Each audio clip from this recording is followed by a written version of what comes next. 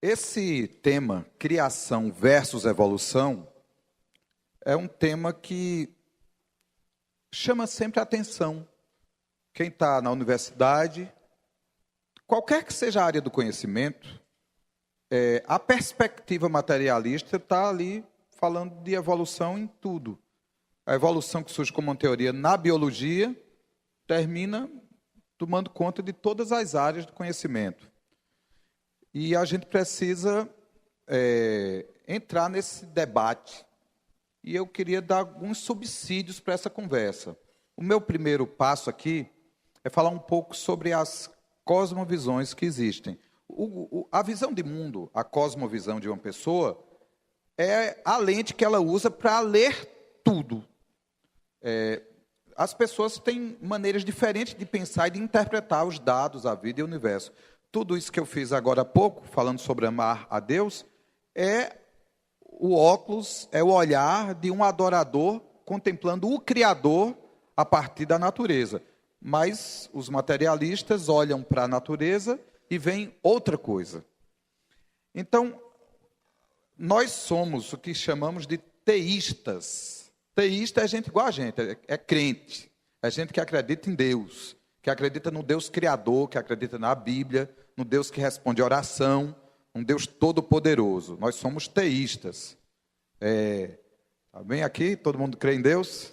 Pronto. Então, teísta é o nome que se dá a gente como a gente, tá? Só que tem o contrário da gente, que é o ateu. É a pessoa que não acredita em Deus, não acredita em força superior, ele acredita que a matéria, por si só, responde tudo. Então, o ateu materialista, ele não acredita em nenhuma possibilidade de um Deus, a não ser aqueles que a gente cria por devaneio, por delírio. Um dos principais ateus engajados no materialismo filosófico do momento, um zoólogo chamado Richard Dawkins, escreveu um livro chamado Deus, um Delírio. E ele diz que as sensações que a gente tem quando fala em Deus são apenas devaneios, que Deus não existe, é uma ilusão coletiva. É a explicação dele para a fé das pessoas. E ele doa uma boa parte dos recursos que ganha com seus livros para fazer propaganda materialista. Ele disse em uma entrevista que tinha por missão e propósito de vida fazer de tudo para tirar Deus da vida das pessoas, pois isso é só uma ilusão nos termos dele. Então ele é um materialista, um ateu engajado, um ateu de carteirinha. Inclusive no site dele tem testemunhos de novos convertidos ao ateísmo. Tem listas de pessoas dizendo, eu era crente, mas agora eu sou ateu. As pessoas assinam aquela lista ali. Mas tem o panteísta.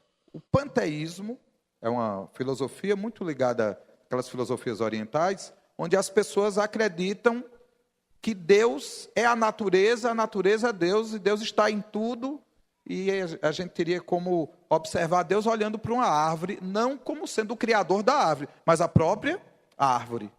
E muitos desses panteístas acreditam na reencarnação e que um dia você já foi uma barata, e por isso você não deve matar as baratas, que elas são ancestrais da sua espiritualidade.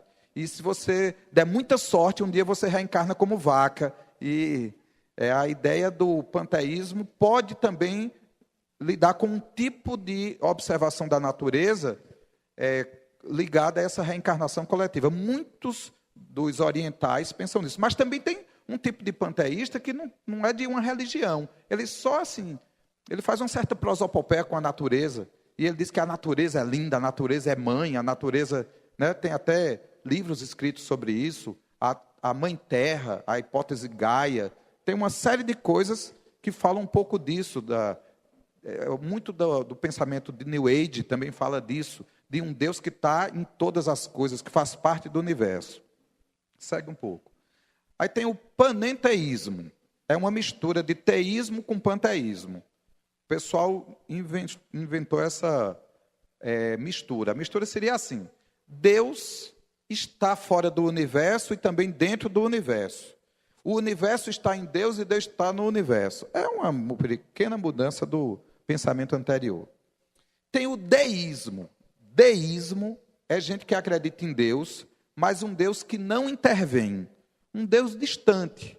Um Deus que é o princípio criador das coisas, que deu o estalo do Big Bang e foi embora e deixou a gente por conta própria. Existe um Deus, mas ele não está nem aí para a gente. O deísmo acredita num Deus, mas pela impossibilidade de não crer. Um Deus que não tem nenhuma razão, não tem nenhuma vontade, não tem nenhum propósito com a criação humana. Um Deus que não é o Deus que nós cremos. Isso é um Deus com D minúsculo. E tem o politeísmo, que acredita em muitos deuses. E aí os gregos se especializaram em criar Deus em tudo quanto é buraco, em tudo quanto é esquina. Então, são essas as visões de mundo. Além dessas visões de mundo, eu queria falar das diferentes correntes sobre o tema criação e evolução. Pode passar o próximo. Dentre as pessoas que acreditam em Deus e na Bíblia, existem dois tipos de criacionistas. Tem um criacionista bíblico, que ele acredita em Deus e na Bíblia do jeito que está ali, em número, gênero e grau, vírgula por vírgula, na interpretação literária. Eu sou assim, eu acredito na Bíblia. O que a Bíblia diz, eu acredito. Se está na Bíblia, é verdade. Porque quem inspirou a Bíblia é testemunha ocular de tudo. Ele viu tudo acontecer. A Bíblia está sempre certa, na minha visão. Eu sou isso aqui, criacionista bíblico. O criacionismo científico é um movimento norte-americano dentro dos criacionistas bíblicos, onde eles passaram a pesquisar na ciência evidências da Bíblia. Mas eles têm a Bíblia como postulado. Então, o criacionismo científico, ele usa a ciência, mas a Bíblia é a referência. E tem um outro tipo de criacionismo, chamado criacionismo progressivo, que relativiza um pouco a Bíblia. Por exemplo, a Bíblia diz que Deus criou o mundo em 6 dias. É o que está na Bíblia. Mas o criacionista progressivo diz assim, mas esses 6 dias não é bem dia. Esses 6 dias pode ser 6 eras. Pode ser milhões de anos. Então, eles fazem uma mistura entre a teoria da evolução e a teoria da criação, só no aspecto do tempo. Mas eles acreditam em Deus e um Deus que criou, inclusive, a gente. Pode passar mais uma. Aí tem a teoria do design inteligente. A teoria do design inteligente, ela não se mete com Bíblia, nem com religião, nem com Deus. A teoria do design inteligente, ela surge como uma opção científica ao darwinismo. O que é a teoria do design inteligente? São os caras que dizem o seguinte, não tem como a gente provar como o mundo surgiu, porque ninguém estava lá, e não tem como a gente voltar lá e fazer experiências, e filmar, e fotografar, e registrar, e testar. Então, o que a gente pode fazer é o seguinte, só existem 2 opções para a origem do universo, da vida e das espécies. Ou alguém criou e planejou, ou surgiu por acaso. Só tem essas 2 opções. Então, qual é a investigação que o TDI propõe? Que a gente observe o universo, a vida, observe as coisas da natureza e faça todo tipo de teste científico que a gente puder fazer para responder uma pergunta. Há sinais de inteligência por trás do universo da vida ou há sinais de acaso? Então, por exemplo, se você encontra uma pedrinha bem redondinha na beira da praia e você olha para ela, por mais redondinha que ela seja, uma pedra pode ficar arredondada por forças naturais. Pode ter sido as ondas ao longo dos milhares de anos ali, balançando para lá e para cá, uma pedrinha batendo na outra, e elas foram ficando redondinhas. Na minha terra chama aquilo de cheixo. São os seixos que tem ali na beira da praia, né? O povo lá na minha terra chama de cheixo. E sabe o que acontece? Aquilo pode existir ali por acaso. Mas se você está ali olhando essas pedrinhas e no meio você encontra um relógio de ouro, cravejado de diamante, não tem força na natureza, por acaso, que melhore essa situação. Nada da natureza poderia ter criado aquele relógio. Aquele relógio é evidente que ele tem um design, que ele tem traços de um criador, de alguém que projetou e planejou aquilo. E essa ciência que busca isso, ela evoluiu muito, porque a gente tem, por exemplo, a ciência criminal. Tem uma cena de crime, e tudo faz parecer que foi um acidente. Mas o autor não pode ter planejado parecer um acidente, e o CSI chega ali e desvenda a parada. Porque tem traços e evidências que mostram autoria naquilo. Tem vestígios. Então, a ciência evoluiu muito para checar isso. A ciência forense. Também, a ciência de pesquisa astronômica tem a seguinte pergunta: será que existe vida inteligente em outros planetas?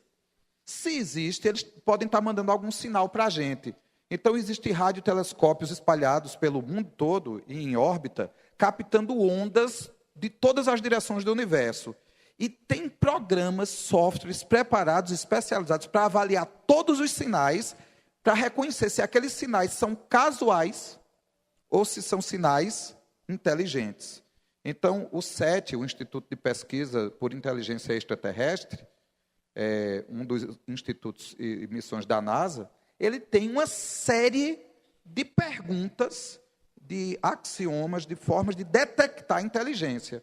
Se um dia chegar uma mensagem inteligente, a gente tem como reconhecer. Ou seja, essa parte da ciência existe. Nós temos mecanismos para reconhecer inteligência. Aí, qual é a pergunta do design inteligente? Se nós submetermos uma célula a esse sistema de pesquisa, a gente chegaria à conclusão que essa célula apareceu por acaso ou que ela foi planejada e projetada. Essa é a pesquisa do TDI. E eles afirmam que toda pesquisa a que você submeta uma célula, um organismo e o próprio universo apontam para uma informação inteligente, comprovando que existe um criador. Só que aí, para o TDI, não importa se esse criador, o que ele seja, do jeito que ele é só essa pergunta. O universo tem um criador ou não tem? Então, existem pessoas da teoria do design inteligente que eles são ateus até. Eu não acredito em Deus, não acredito na religião, mas que alguma inteligência criou. Alguns dizem assim, eu sou espírita, mas eu acredito no que alguém criou. Outros dizem, eu sou agnóstico, eu não sei bem o que aconteceu, mas que alguém criou a evidência de criação. Então, a teoria do design inteligente não seria um movimento religioso, mas um movimento científico. Mas é lógico que os criacionistas bíblicos e os criacionistas progressistas, e o criacionista de qualquer qualidade, olha para essa possibilidade e usa ela como sendo a argumentação para a existência de um criador, né? Agora, existe o evolucionismo teísta. O que é evolucionismo teísta? A gente já sabe que teísta é quem acredita em Deus. E evolucionista é quem acredita na evolução. Então, o evolucionista teísta, ele diz assim, quem criou a gente foi Deus, mas Deus criou a gente ao longo de bilhões de anos através da evolução. Era Deus que estava ali por trás da ameba, quando ela foi evoluindo. Foi Deus que deu a forcinha para o primeiro anfíbio migrar para o ambiente terrestre e depois originar os répteis. Foi Deus que induziu os répteis virarem aves e depois originarem-se os mamíferos. E foi Deus quem conseguiu transformar aquele símio num homem. Então é uma mistura do darwinismo com o criacionismo. Ele bota Deus no meio do negócio, mas o enredo todo é o da evolução. Tem muita gente que acredita nisso. Muitos pastores, muitos cristãos. Eu não acredito em nada disso, em nada. Eu acredito que Deus criou com todo o poder, em 6 dias, ele fez tudo, e ele é todo poderoso e onipotente.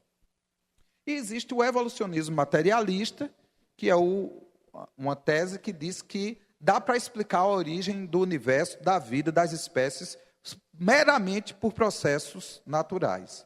E então a gente vai testar hoje aqui essas teorias para ver se elas sobrevivem ao raciocínio lógico e científico. Pode seguir. O primeiro ponto que eu queria destacar é sobre o argumento da existência de Deus. No século X, um teólogo persa desenvolveu esse argumento aqui. Ó. O nome desse argumento é chamado argumento cosmológico, ou argumento do universo. Nos termos bíblicos, isso é a mesma coisa de dizer assim, ó, os céus proclamam a glória de Deus, o universo anuncia as obras de suas mãos. Existe uma prova da existência de Deus só pela existência do universo. O que é que eles dizem? O primeiro argumento é assim: tudo que tem um início tem uma causa. Então, se um objeto cai ao chão, qual foi a causa desse objeto ter caído ao chão? Quem pode me dizer? A lei da gravidade, né? Por que ele não sobe aqui? O corpo de massa maior atrai o corpo de massa menor. Então, aqui, ó, esse outro está atraindo também, mas massa atrai massa. Uma coisa importante aqui. Só que a própria lei da gravidade também tem uma causa. A força G da gravidade é em função da velocidade da luz. Existe uma série de coisas, só que a luz também tem uma causa. Tudo tem uma causa. Isso é o chamado princípio da causalidade. Tudo que existe e foi criado, tudo que teve um início, esse objeto aqui teve um início. Se ele teve um início, também ele teve uma causa. E isso foi submetido a muitos testes e em todas as situações. Isso é muito bem documentado e provado. É fato científico. Tudo que passou a existir, tudo que teve um início, tem uma causa. Ponto 2 do argumento. O universo passou a existir. O universo teve um início. E aqui eu queria dizer para você o seguinte, que qualquer motivo que você dê, qualquer modelo que você usar para explicar a origem do universo, digamos que tenha sido o Big Bang. Digamos que o Big Bang representa a origem do universo. Mas o Big Bang estaria dizendo que um dia o universo surgiu, o universo apareceu. E antes do universo surgir e aparecer, ele não existia. A maior prova científica acumulada nos últimos séculos é que o universo teve um começo. Existem muitos argumentos para determinar que o universo teve um começo. Ele passou a existir, ele teve um começo. E se ele passou a existir, ele tem uma causa. Só que a causa do universo, digamos que isso aqui seja o universo. A causa do universo não pode ser nada que está nele. Pois se o próprio universo fosse a causa de si mesmo, ele teria que existir antes de existir. Não pode. A origem do universo tem que ser uma coisa fora do universo. E o que é o universo? O universo é tudo que há de energia, de matéria, de tempo e de espaço. Então, aquele que criou o universo está fora do tempo, ele é eterno. Está fora da matéria, ele é imaterial. Está fora da energia, ele é onipotente, ele é todo poderoso, ele não precisa de energia, ele cria. Ele é todo poderoso, ele é eterno, ele é atemporal, ele não tem tempo, ele é infinito. Então, essa é a opção. Que esse ser todo poderoso, eterno, criador, originou o universo. Que alternativa tem a essa opção? O conjunto vazio. O universo passou a existir, é fato. Duas opções. Ou alguém do nada fez tudo, ou ninguém do nada fez tudo. Qual é mais óbvio? Do nada se fez tudo, isso é cientificamente comprovado. O universo surgiu, teve um tempo zero, teve um tempo em que a matéria, a energia, estava, e segundo Einstein, matéria é energia, energia é matéria, é mc². Esse troço teve um começo. E o começo disso é o tempo zero, é o início do espaço, é o início da energia, é o início de tudo. O que existia antes disso? Ou ninguém que do nada fez tudo, ou alguém que do nada fez tudo. Eu não tenho fé para ser ateu. Eu tenho fé que alguém do nada fez tudo. Porque o único que é todo-poderoso, onipotente, imaterial, invisível, todo-poderoso, é Deus. É o Verbo. No princípio era o Verbo. O Verbo estava com Deus e o Verbo era Deus. Ele estava no princípio com Deus e todas as coisas foram feitas por intermédio dele. E sem ele, nada do que foi feito se fez. Segue para a gente argumentar esse aqui. A segunda lei da termodinâmica é uma das maiores provas que o universo teve um começo. Eu sou biólogo. Quando eu explico alguma coisa sobre a origem do universo, eu gosto muito dessa área. Em relação à segunda lei da termodinâmica, eu ouço isso desde que eu era adolescente, e isso sempre me fascinou muito. E quando eu entrei no curso de biologia, eu submeti meus pensamentos, minhas perguntas, perguntei a vários professores, questionei muito as teses deles. Eu nunca encontrei ninguém nessa minha caminhada, em debates, já fiz debates públicos, até com ateus, e eu nunca consegui encontrar alguém com um argumento sólido que pudesse suportar a segunda lei da termodinâmica. Deixa eu explicar o que é para vocês. A termodinâmica tem 2 princípios básicos aí para o que me interessa nesse momento. A primeira lei diz que toda a energia do universo é constante, que o universo não perde energia e nem cria energia. O conjunto total de energia do universo é a mesma. Só que tem 2 tipos de energia no universo. A energia utilizável. Então, o que está acontecendo para que esse som seja audível por vocês? O que é que está acontecendo aqui? Existe energia elétrica ligando esses equipamentos e a energia elétrica está sendo transformada para esse trabalho, como a energia que é a gasolina do seu carro é transformada no trabalho do motor. O aquecimento aqui tem energia elétrica sendo transformada ali em energia térmica. A energia está sendo utilizada. Só que, o que é que diz a segunda lei da termodinâmica? É que essa transformação de energia vai transformando a energia utilizável em energia inutilizável, que é o calor. Essa energia inutilizável, ela vai desorganizando os sistemas. E é isso que a gente chama de entropia. Entropia é uma quantidade de energia não utilizável que vai aumentando no universo. Então, a segunda lei da termodinâmica diz o seguinte, que o conjunto inteiro de energia, que permanece o mesmo, está sendo modificado. A energia utilizável, como a luz, que pode ser reusada de vários modos, vai se transformando em outro tipo de energia, em outro, até chegar em calor. Quando chega em calor, não se transforma mais em nada. Então, à medida que o tempo passa, o que é que vai aumentando? A energia inutilizável, o calor. E o que é que vai diminuindo? A energia utilizável. Então, primeiro raciocínio. Se o universo fosse eterno, o que já teria acontecido com a energia?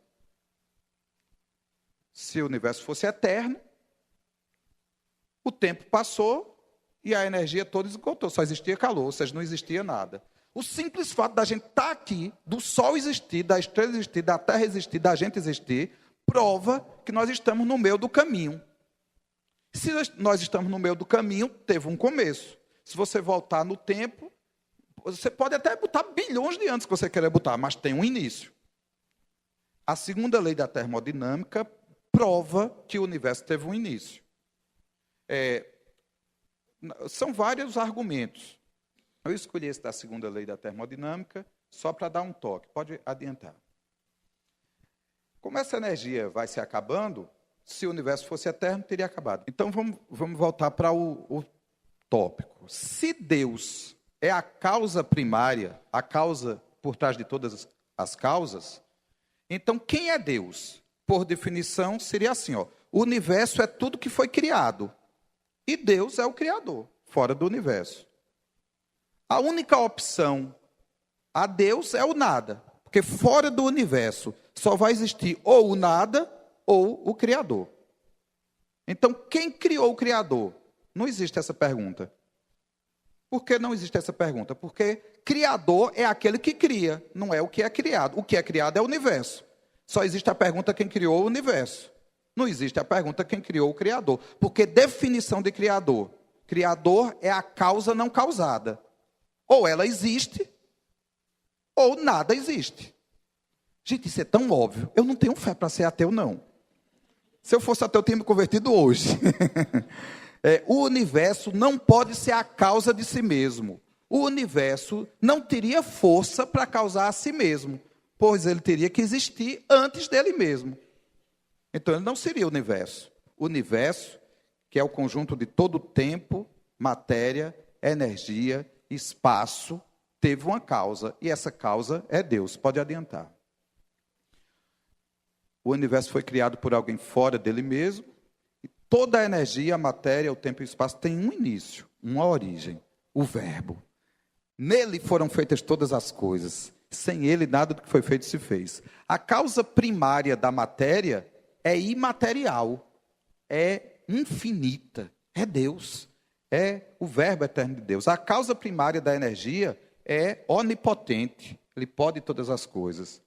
A causa primária do espaço é o onipresente. E a causa primária do tempo é eterna. Assim é Deus, o nosso Criador. Queridos, só que ainda tem um detalhe. No universo não só existe matéria, energia, tempo e espaço. Existe amor. Existe amor de pai para filho, existe amor de marido para esposa, existe amor de amigos. E a causa do amor é um ser pessoal. Então, esse Deus não é uma força fora do universo, é uma pessoa. E lembra Apocalipse 4,11, diz, por sua vontade veio a existir. Qual é a causa do congelamento da água? Um lago de água gelada. Tem uma montanha de gelo lá na Patagônia. Qual é a causa daquilo? Qual é a causa do estado físico, gelo? Temperatura baixa. Então, sempre que você tem temperatura baixa, que é a causa, você tem o efeito, gelo. Combinado aqui? Então, se a temperatura está baixa, a água vira gelo, né? Olha, vê uma coisa comigo. Deus não é uma causa automática do universo, pois senão o universo teria sempre existido. Como o universo teve um começo e Deus é a causa desse universo, então esse Deus tem uma vontade, ele criou no dia que quis. Não é uma coisa assim automática. Porque Deus existe, o universo existe. Não. O universo existe porque Deus quis criá-lo do jeito que ele é. Por causa dele, por sua vontade, para o seu propósito, o universo foi criado. Então esse Deus é onipotente, onipresente, onisciente, soberano e é uma pessoa que ama, uma pessoa que é fonte de amor e é uma pessoa que tem vontade própria, que tem poder de decisão. Isaías 46:10. Eu anuncio no início o que vai acontecer. Eu farei toda a minha vontade. O meu conselho permanecerá de pé. Esse Deus é um Deus de propósitos e ele criou o universo com propósito. E tem muitas evidências disso. Vamos seguir em frente. O argumento do design. Esse argumento aí é muito parecido com o outro. Ele muda só a perspectiva. Todo projeto tem um planejador. E o universo tem profunda evidência de design. Logo, o universo tem um planejador. Agora, como é que a gente pode discernir o design do universo? Existem sérias informações que a gente precisa testar. Primeira coisa, o universo tem pouquíssimas zonas habitáveis. A Terra faz parte da Via Láctea e tem milhares e milhares e milhares de locais na Via Láctea onde não haveria vida. A Terra está num ponto exato da Via Láctea, onde é permitido ter vida, no meio, entre dois braços da espiral. A distância Terra-Sol é importantíssima para a vida, e o tamanho do Sol e o tamanho da Terra. Se a Terra estivesse mais perto do Sol, como Mercúrio, a gravidade do Sol travaria a rotação, como em Mercúrio é travada. Então, a Terra, além de girar ao torno do Sol, como é que se chama isso? Um movimento de translação. A Terra dá voltas em torno de si mesma, o nome disso é rotação. E sabe, Mercúrio tem translação, mas não tem rotação, porque está muito perto, é travado. Se nós fôssemos como Mercúrio, Um hemisfério voltado para o Sol estaria escaldante, derretendo. E o hemisfério que ficasse de costas para o Sol é como a Terra trava a Lua. Você sabe que a Lua e a Terra, elas têm um efeito de força gravitacional que a mesma, a gente chama de revolução à volta da Terra, à volta da Lua ao redor da Terra. Ela tem os 28 dias da rotação da própria Lua. Então a gente só vê uma face da Lua. É igual a duas pessoas que estão voltadas uma para a outra rodando assim. À medida que uma roda, a outra roda, elas sempre veem a face uma da outra. Vê bem, se a Terra estivesse mais perto do Sol e fosse um pouco menor, não aconteceria vida na Terra. A vida na Terra depende de coisas muito profundamente ajustadas. Por exemplo, a gente tem aqui na Terra uma coisa raríssima no universo: água em estado líquido. Água no estado líquido tem tudo a ver com a vida, porque 70% em média do corpo dos seres vivos é água. E as reações da vida todas ocorrem usando água. Por exemplo, a água é matéria-prima da fotossíntese, a água transporta, a água tem efeitos no corpo muito intensos. E a água no planeta Terra também resfria o continente. Eu, às vezes, me perguntava por que tem tanta água no planeta Terra. 75% da cobertura do nosso planeta é água. Essa água é extremamente necessária para fazer o resfriamento.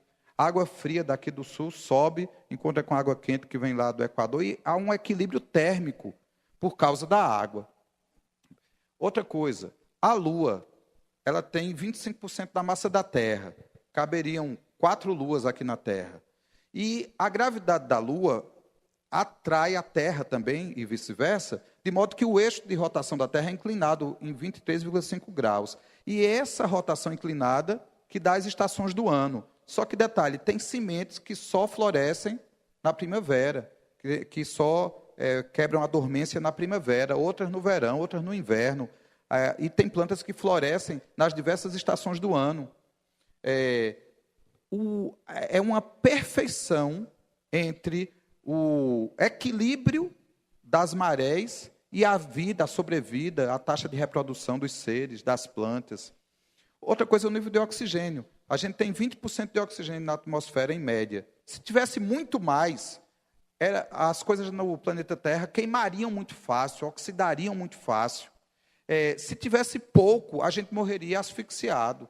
A gente tem a quantidade certa de oxigênio no planeta Terra. A transparência atmosférica. A nossa atmosfera nos protege muito. A atmosfera da gente, as proteções dela, inclusive, servem para nos livrar do ataque de meteoros. O tempo todo, meteoros estão passando pelas nossas órbitas aqui. Por falar nisso, Júpiter vai entrar aí na sequência.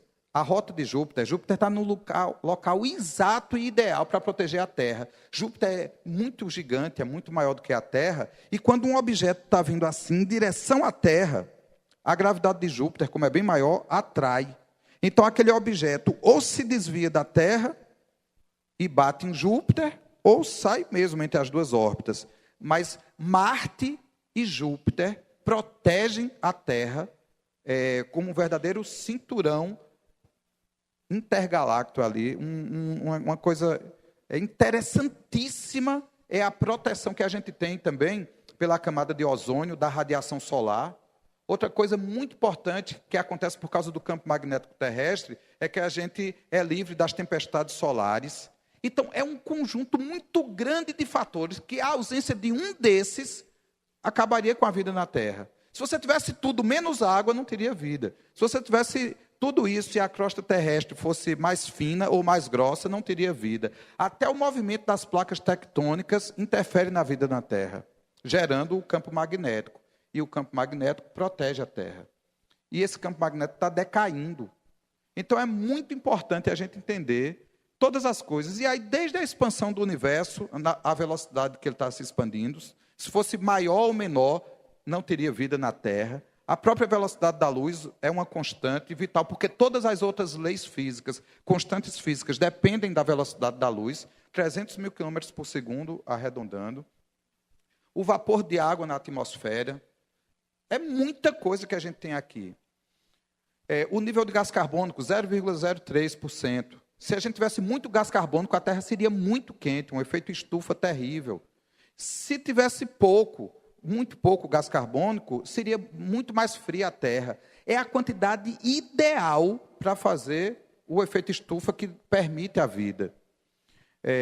A gravidade, a constante da gravidade, os físicos dizem o seguinte: se você pegasse um grãozinho de areia na praia e comparasse esse grão de areia na praia com todos os grãos de areia de todas as praias e desertos do mundo, se você alterasse na constante G da gravidade, isso aqui, uma vírgula, assim, uma casinha decimal, comparando com isso, não existiria nada do que a gente está vendo aqui no universo. O universo foi ajustado finamente para existir todas as condições que permitam vida na Terra. Eu estou falando daquele versículo, Isaías 46:10. Eu anuncio no início o que vai acontecer no fim. Eu farei toda a minha vontade. Para existir gente como a gente aqui na Terra, é preciso que todas essas constantes físicas estejam finamente alinhadas. A gente chama isso na ciência de condição antrópica. É o conjunto de coisas que são necessárias. Onde eu li isso? Num livro chamado A Teoria da Terra Rara, Sóis no Universo. Peter Browning. Os caras da NASA, 2 diretores da NASA, fizeram um livro com a seguinte reflexão. Depois de mais de 50 anos de pesquisa por vida extraterrestre, eles não descobriram ainda nenhum ser inteligente fora do planeta Terra, mas eles descobriram uma coisa, que a Terra é muito rara. Eles dizem o seguinte, que a Terra, eles são ateus, eles não acreditam em Deus. Aí eles dizem assim, o grande apelo deles à população, através do livro, cuidem da terra, cuidem da vida, cuidem do mico-leão dourado, pois se ele for extinto do Brasil, ele terá sido extinto no mundo, porque só tem mico-leão dourado no Brasil. E se ele for extinto do mundo, ele terá sido extinto do universo, porque só existe mico-leão dourado aqui. Ele acredita que a Terra é o acaso do acaso do acaso do acaso. Aí cada capítulo do livro ele fala de uma dessas coisas. De cada constante, de cada... Quando eu terminei de ler o livro, eu disse, eu não tenho fé suficiente para ser ateu. Eu acredito que alguém ajustou tudo isso. Isso não pode ter surgido só por acaso. A probabilidade disso surgir por acaso era a mesma probabilidade de passar um tornado num ferro velho e, ao término desse tornado, ter se formado um Boeing 747. É muito interessante a quantidade de coisas. A força centrífuga do movimento planetário. O Sol atrai o planeta, ele fica ali em órbita. Mas tem um equilíbrio dinâmico ali, entre a força da gravidade que puxa e a força centrífuga, que impede que ele perca a rotação. Esse equilíbrio perfeito e dinâmico aponta para um Criador. Então, concluindo esse tempo, existe um Deus todo-poderoso, Criador do céu e da terra. E o universo inteiro evidencia detalhes incríveis de um Criador. E nós precisamos santificar a Cristo, o Verbo eterno de Deus, em nossos corações. E precisamos estar preparados para dar a qualquer um que nos pedir a razão da nossa esperança. Nossa esperança, ela tem sentimentos, emoções, expressões de fé, experiências vivas, mas ela também tem uma razão. E eu queria denunciar uma coisa aqui para vocês. Os materialistas sequestraram a razão. E eles vivem como se ser racional é ser ateu. Ter fé é ser boboca, é como acreditar em Papai Noel. Compara a nossa fé com a astrologia e coisas por aí. Eu quero dizer uma coisa para vocês. Isso é lenda. A ciência pertence a Deus. O conhecimento científico faz parte das verdades do Deus que fez o universo. Alguém descobriu a lei da gravidade, mas foi o Verbo que fez a lei da gravidade. O autor de cada lei do universo. Alguém descobriu e calculou a constante física da gravidade, da expansão do universo, do que foi. Mas foi o Verbo que criou todas as coisas. E isso aqui, o título é Subsídio para o Debate. Se você não tiver capacidade de fixar nenhuma das informações que eu veiculei aqui para vocês, mas vocês ainda, de resto, têm uma coisa. Vocês são amigos pessoais do Criador. Então, vocês podem se sentir plenamente habilitados para debater com quem quiser. O cara pode dar um show de aula de física, de equação, de matemática, do que for. Quando ele terminar de falar tudo, você abre um sorriso e diz, você conhece muito o que foi criado. E eu conheço muito o Criador. Ele é maravilhoso. E eu quero testemunhar para você o que ele fez na minha vida. Como diz Thales Roberto, olha o que ele fez comigo. Você é a prova viva da existência de Deus. Você experimentou Deus. Então não fuja do debate. Encare qualquer debate. A minha vida toda encarei. A vida toda eu chamei para a conversa. Nunca passei vergonha. Porque eu não me sinto com o compromisso de saber todas as informações. Eu não sei quase nada. Mas uma coisa eu sei. Eu sei em quem tenho crido. Eu sei na pessoa maravilhosa que conquistou meu coração. E eu vivo para testemunhar dela. Então, santifiquem a Cristo. Agora, quem quiser saber um pouco mais sobre esse assunto, eu coloquei no site lá da Igreja em Campina uma aba chamada Criacionismo, onde eu estou veiculando dicas de sites. Inclusive, essas apresentações que eu exibi aqui estão em PDF. Quem quiser acessar, baixar, discípulosemcampina.com.br.